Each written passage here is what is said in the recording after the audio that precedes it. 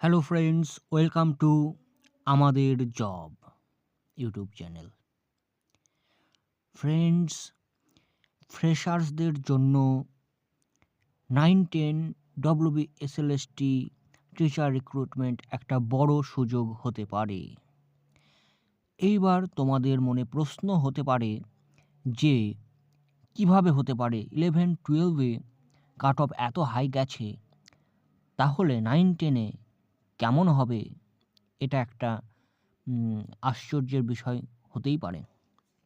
কিন্তু আমাদের দেখতে হবে 11-12-এ ভ্যাকান্সি কিন্তু খুব কম ছিল।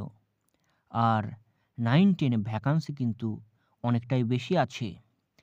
সেই হিসাবে দেখতে গেলে ফ্রেশার্সরাও কিন্তু চান্স পেতে পারে। এটা একটা খুবই বড় সুযোগ ফ্রেশার্সদের জন্য হতে পারে।